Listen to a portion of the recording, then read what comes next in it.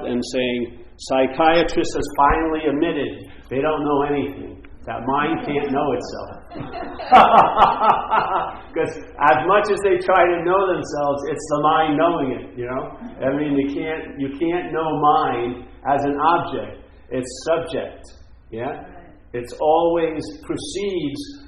Every time you want to place it as an object to you as a subject, it won't work, yeah?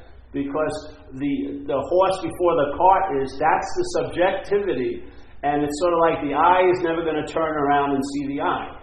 Yeah? It can't, because that's what the looking is being facilitated through. So wherever it turns, it's looking out. It can't look at itself as an object in a way, as the subjectivity is flowing through.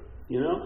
It's like you can't get out of this little situation. So a lot of things, we're trying to understand the mind, but just like all of science is trying to realize things by the material reality of them. Yeah? But they very rarely include the observer, which is mind. Yeah? Mind is giving everything the meaning it has. And no matter how much you find out about things, it won't lead to finding out about no thing, in a way. It may exhaust you about things, and maybe your mind will finally open up. But you can't put no thing like an object like you would to things and know it. Yeah? Because right now, it's the knowing of your life. That's what we're looking for. We want to look for it as something to be known, but it's the actual knowing of your life. It's the seeing of your life. It's not the seeing or the seer in the past and the seer in the future. It's seeing. Yeah? So you can't turn the seeing on the seen. You can't objectify seeing so that you can have an experience of it as seeing, in a way. That's already been done. Seeing is appearing as things. It's doing that. You can't do that as an object. Yeah? So we want to become the subject, and now we want to know the truth. But we don't see that. As soon as we're identified as this mental idea, which is a part of a brain, the brain is producing it. As soon as we recognize or recognizing things from this, we've objectified whatever we're entertaining. Yeah? So we've even objectified our self as an authentic self, different than the self that's now selfing. There's an authentic self in there. Now, if I could just get through all this stuff, I'd get to the authentic self. I'd find it. But who would be finding it? The more authentic self? And what would happen if the more authentic self was revealed not to be true? Then there would be the most authentic self. Sooner or later, it's going to run out. There's not going to be a self. Yeah? You can't take what you are and objectify it for what you're not. The mind's doing it all day, but it doesn't work. You can't take what you are, the seeing, and make it a topic or a subject. All right, seeing. So when we say seeing, it sounds like something, doesn't it? It just has a flavor that it's something. So I go, oh, the seeing. Sort of like, oh, the seeing. It's somewhere. You know? Like it's stopped and that's it. Yeah, seeing. It's objectified. You get the flavor of it.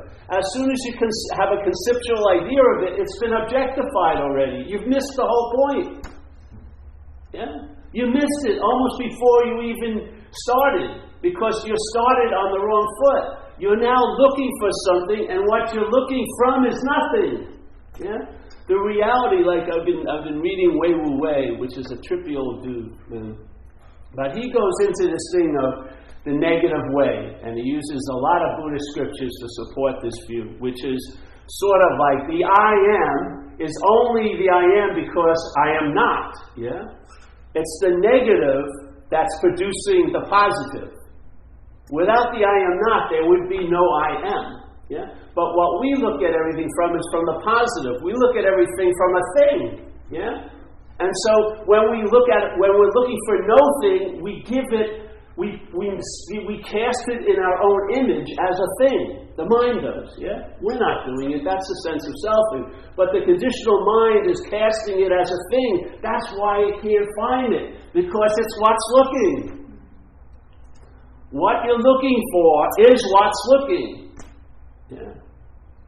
The you that you're looking, the what's looking, is what you are looking for. The looking for is what's looking. So you can't apply the looking to find the looking in a way.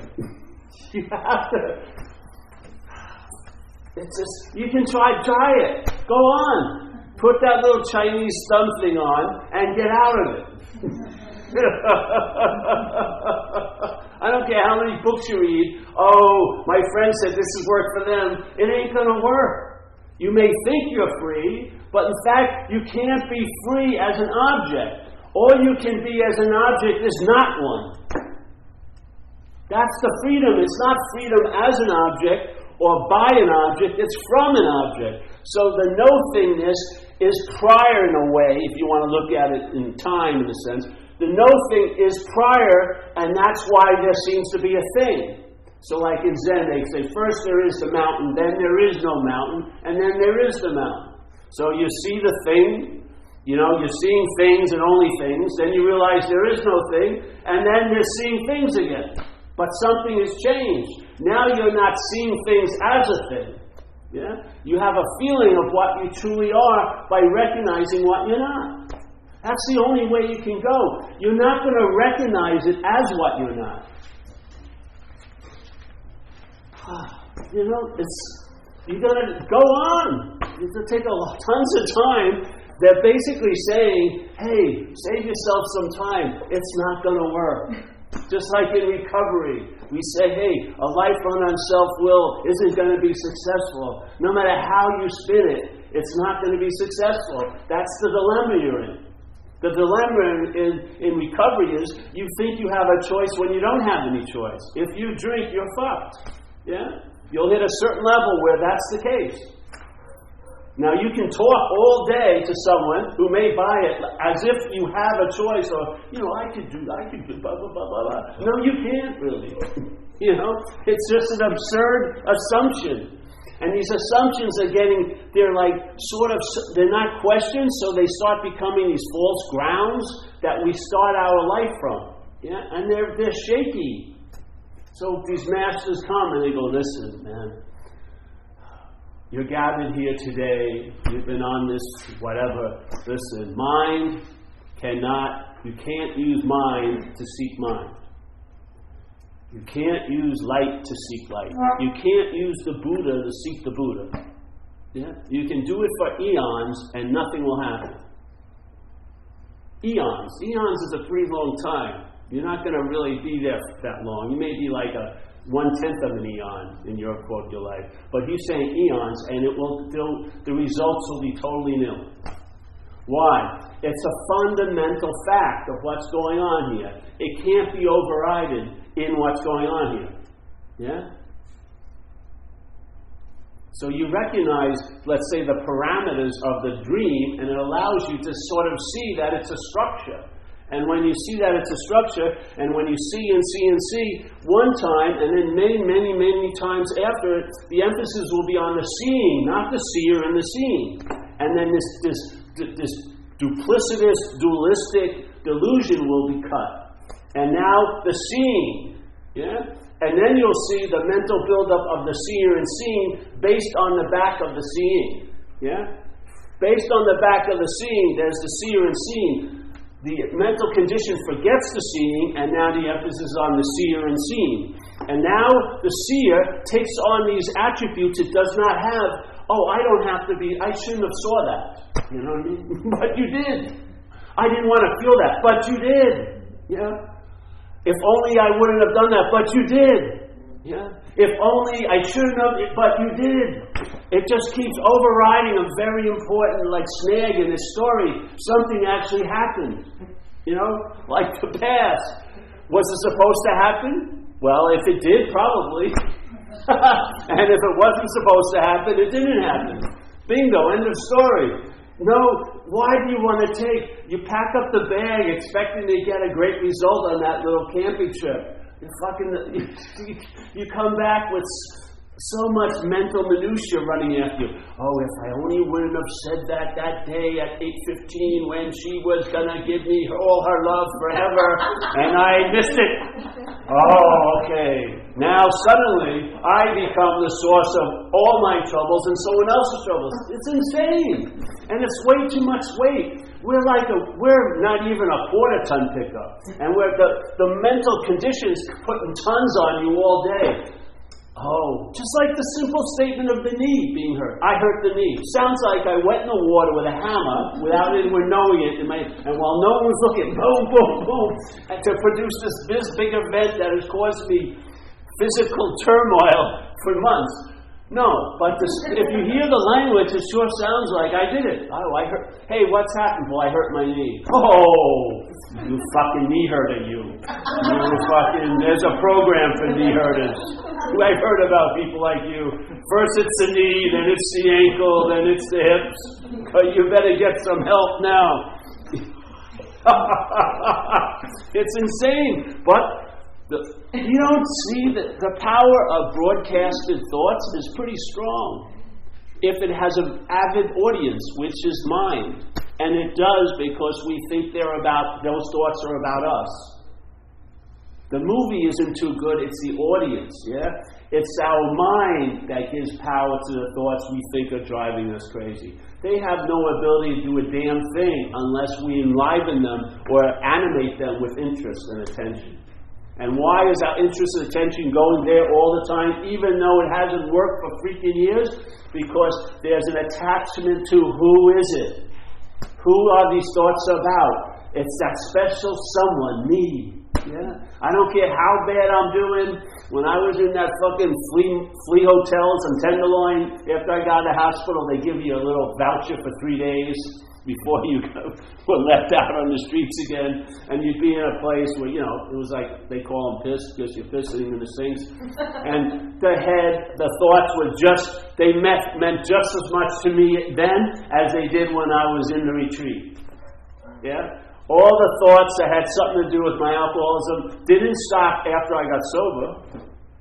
The same sound, the sound is still there, supposedly Paul's voice, based on the identification as his body, yes? And that familiar feeling that they're somehow about me, or I'm having them. And that's what gets the interest and attention. That's it, yeah? When that weakens, then suddenly the thoughts seem to lose their power over you. They didn't have any power over you that came from them. They were given the power by us because we thought they were about us, or that we were the doer of them. Yeah? That's the link. That's where to go. All the other links, you can take one out, the chain will still be in perfect place. That first link is what's seemingly bonding you to it, is that I'm extremely interested in these thoughts because they're held as mine, or they're about me, or they're about someone who's in relation to me.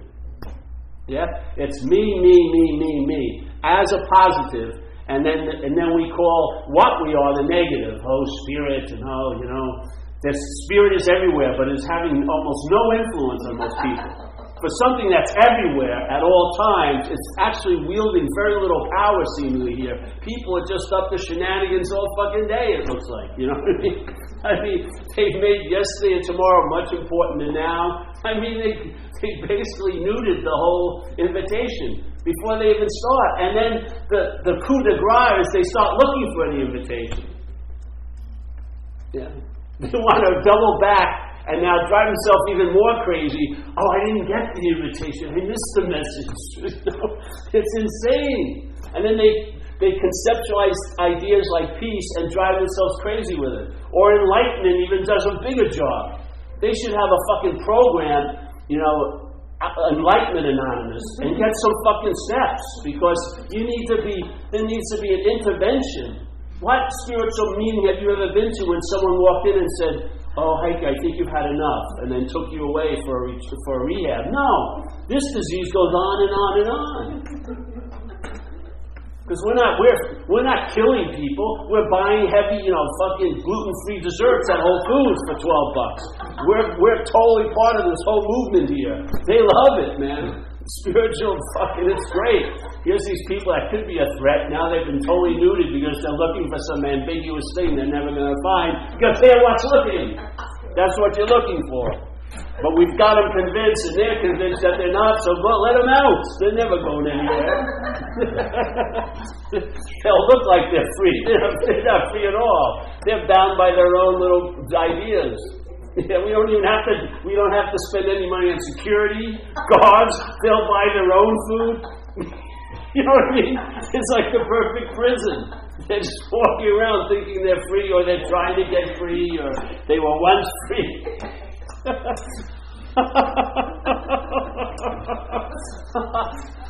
Buying book after book about people who were free 3,000 years ago.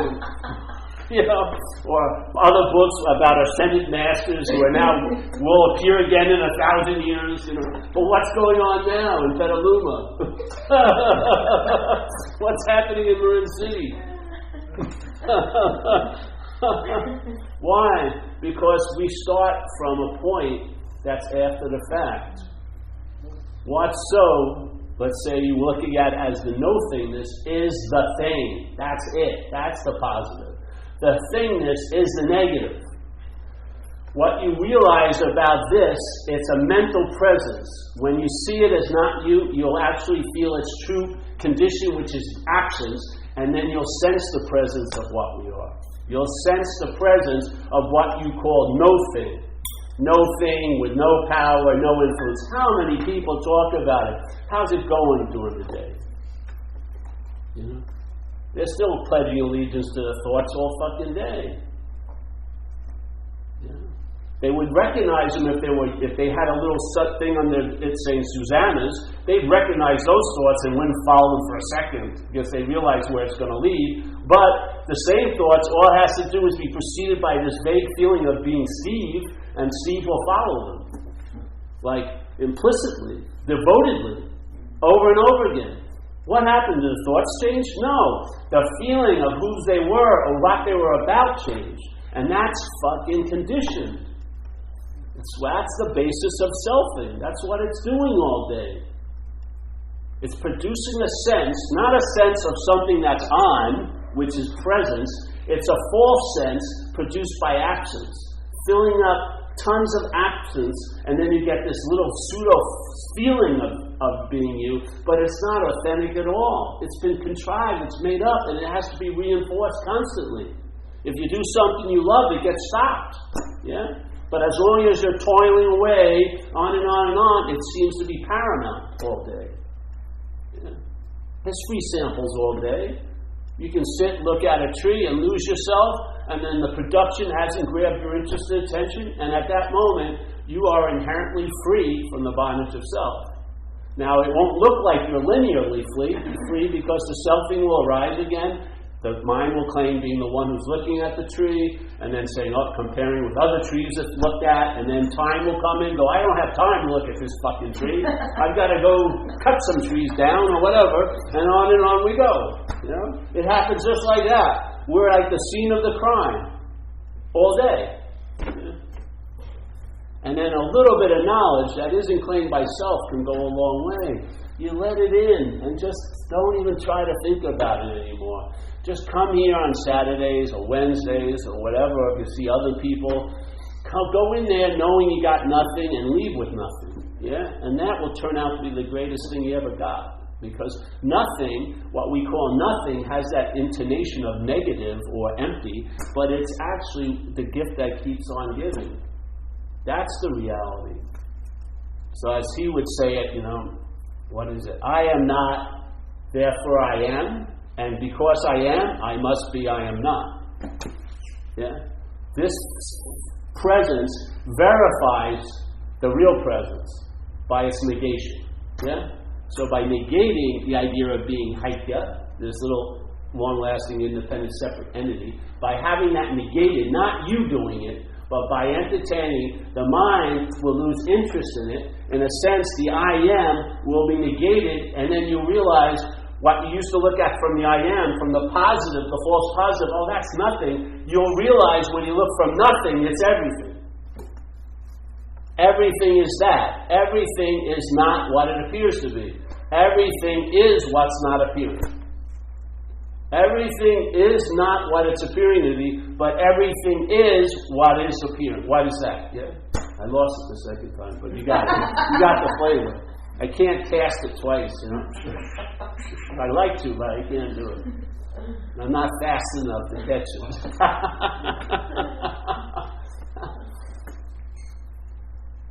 This point stops you right here. No, you don't do. Every day we do stuff. That's the action figure destiny, you know.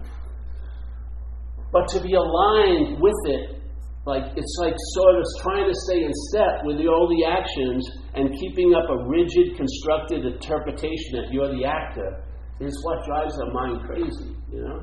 The actions left alone with the actions, but the interpretation keeps up with them, claiming them all, and it makes a huge story about what it implies or insinuates. Yeah? If you did this and this and this and this, you must be that. If you don't do this and this and this and this, you must be not that. Yeah? So spirituality, the same thing happens. You find when you're meditating, then something happens in the morning, you have no control, but you have to leave before you did your hour and you this and that. Then the head all day is saying, you're fucking going to have a bad day, you missed the meditation, then maybe you'll leave for lunch early, go home and try to catch up like it's an activity that you're doing. I got to make up for it, I missed that hour. You know, you missed the whole fucking boat. It's like this guy lived in a compound in Australia, very rich dude who had a spiritual inclination, had a lot of little cabins there, and my friend and I were living there, and he had a little meditation thing he had in his big house, and at around 5 o'clock he started driving around he had a lot of acres, telling everyone, I want everyone to be quiet from 5:30 to 6:30. I'm going to be entertaining peace then. I'm going to be meditating. But he'd be totally agitated, driving around, telling him, don't make any noise, cut off those machines, don't cut any wood. Well, he was totally anxious in the pursuit of peace. You know, how do you think that's going to change if you ever arrive at peace? You're just going to be anxious about it. The peace wasn't going to be at 5:31. It was right there and then while he's driving around. If it's not that available, then it's not available at all. If it's not always available, then it's not available at all. Then it's conditioned in time, and it's not that. It's not that which we are if it's conditioned in time. Its quality is it's always available at all times, right where you are, because it has nothing to do with this place of appearances. The best you can say, it's the space that is the context of everything that's appearing. So, like in the picture, all our emphasis when we produce a photograph is the positive, but the positive comes from the negative. You get the negative, and then you put it in that little chemical. What do you think we are? We're like that chemical batch that you take the negative, you put in there, and then suddenly it appears to be a positive that you can recognize. Yeah. But the negative, all of that came. You can't take the positive and dip it in and bring it back to the negative. The negative was prior, the positive, what we call positive. Who says it's negative and positive? That's the whole point. The positive came after, yeah? Came after it. And you can't get from the positive back to the negative, can you? No. But you can never have the positive without the negative. The negative gets developed, and there's the positive.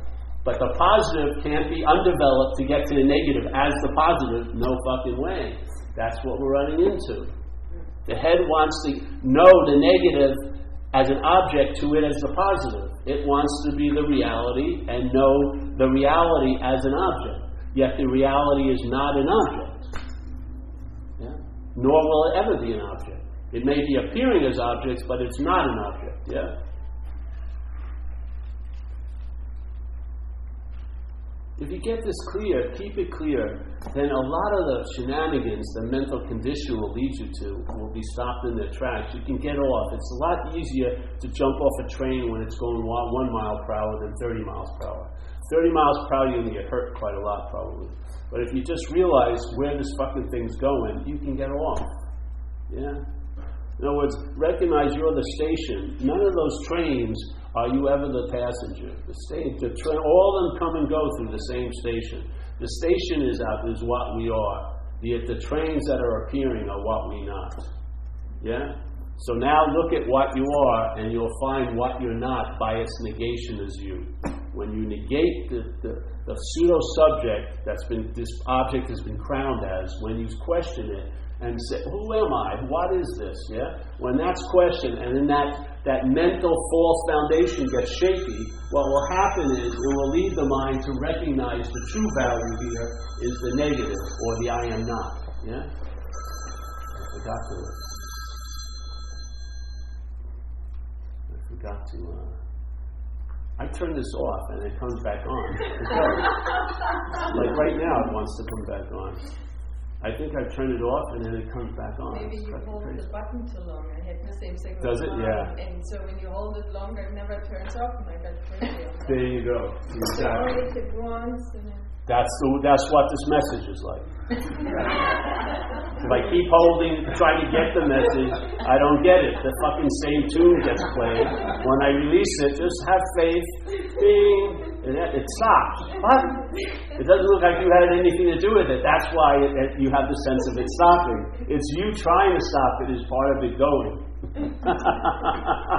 You and the phone aren't separate in a sense. You know what I mean? It's like how we've objectified self. Yes? I have no idea. We just have a meeting here every Saturday morning. Okay, that would be this address? I thought it was 111 Dunue, but I don't know. Okay, thank you. You're welcome. Yeah. You didn't take it. There was a delivery coming. Whatever. Shirts. More shirts. I got your special orders already here. You didn't see that, eh? I use John of God's transport system. The shirts are here. When you walk out, they'll be lighting right there. With the name tag on the inside. Lauren, Heike, Susanna.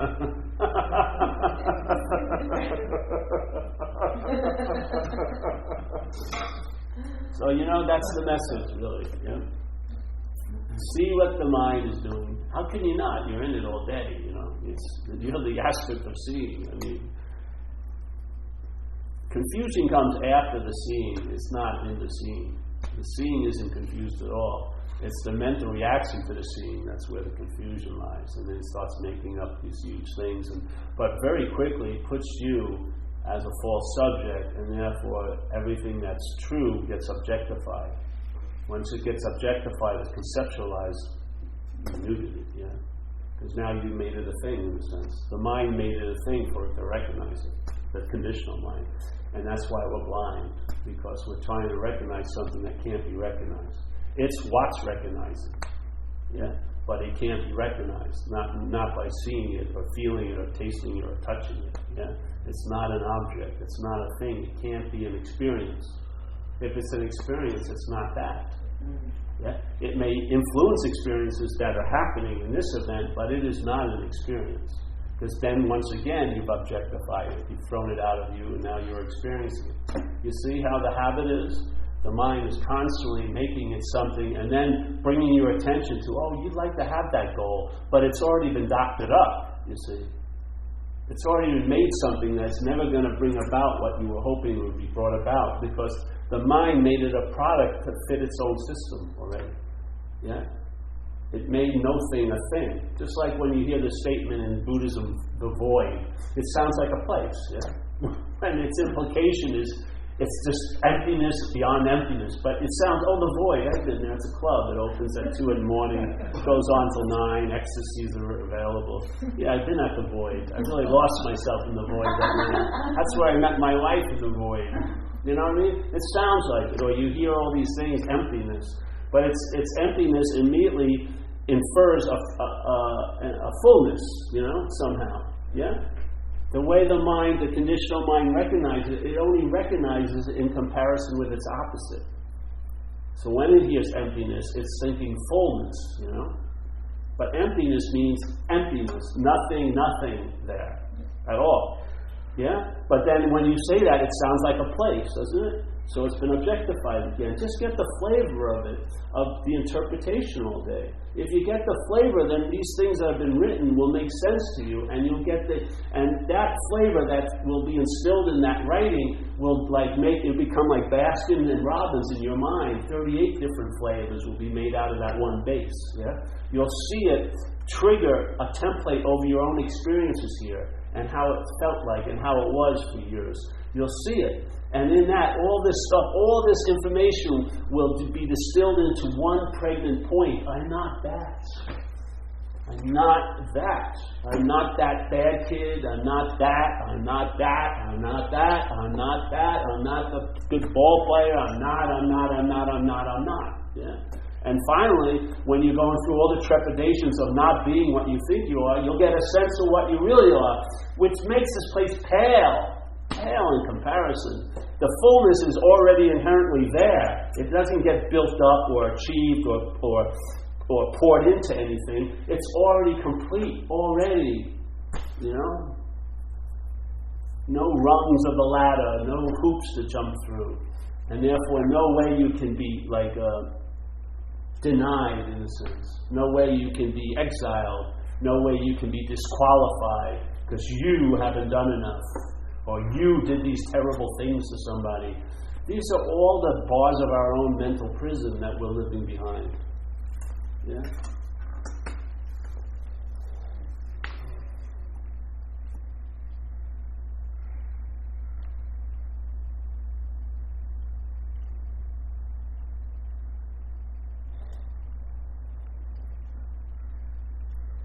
Yeah. So let's say you got something really driving you crazy. I bet you if you jumped in some cold water right now, you wouldn't be driven crazy for at least a minute or two by it. How can it be so real then? You must be giving it a lot of fucking meaning, because when the meaning gets shut off by the rush of the cold wind, doesn't have the production value it had 5 minutes before. See your role in things, That's the whole point of recovery, is bringing it back to what your role is in everything. See your role. See the exact nature of the wrong. Stop taking all of its fucking manifestations, and then trying to sharpen your machete to cut through all the manifestations. See the exact nature of the wrong. And maybe some radical relief that stabilizes may be available. At least it will change the bottom line of your life from an irritability, restlessness, discontent, tinged with a lot of anxiety, at least to a stable sort of, at least contentment. You may have a lot of ups and downs, but those ups won't be going down to an incredible agitated state. They'll be bouncing off a peaceful state. And when they bounce off a peaceful state, the peaceful state gives, and the rubber ball can't bounce as high. It needs a firm thing to get a bounce from. Yeah? So if you're in contentment and peace, when something happens and then it hits, it can't go back and boom, boom, boom, boom, boom, boom, boom, boom, on and on and on and on and on. It loses momentum because it's not hitting the floor of irritability, restlessness, and discontentment. The peace of mind you're in yields, It's in acceptance, so to speak. It allows things to happen. It doesn't resist them, which gives them more bounce. It allows it to happen. Why? Because it happened. You know what I mean? It's had a very simple realization. It actually occurred. And all this huffing and puffing, it's sure enough, it wouldn't have if I didn't do this. But I've been missing a big important point. It did. It is. It's happening now. You know what I mean? Let's give it credit for that. And then see what would be the next appropriate response. You'll find out. Instead of, whatever, Look at your processing. How did you process life so far in this life? I was pretty bad. My system was pretty bad, to the point where when I finally got into a place of recovery, AA, all my strategy of life were totally opposite to what I'd like them to have been. None of them worked at all. They actually sped me exactly to the place I wanted to leave. They sped me there faster than before.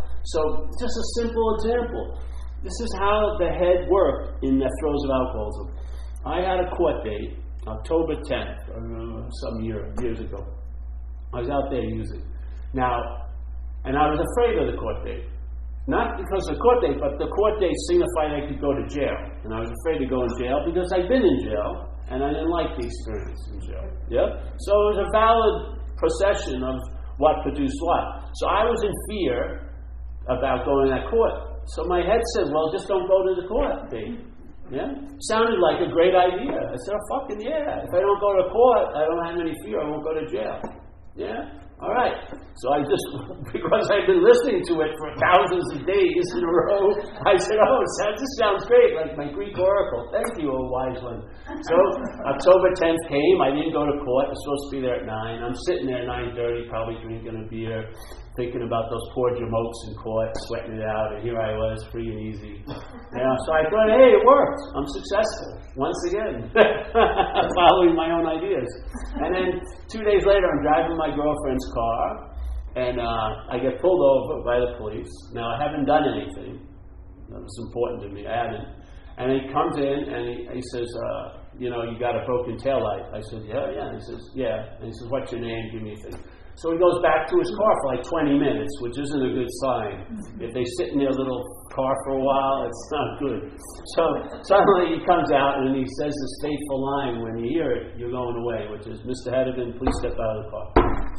So I throw a little tantrum. What did I do? I wasn't doing anything. And he says, well, you got the broken taillight. I said, yeah, I can fit this. He says, yeah, but there's been a bench warrant issued for your arrest.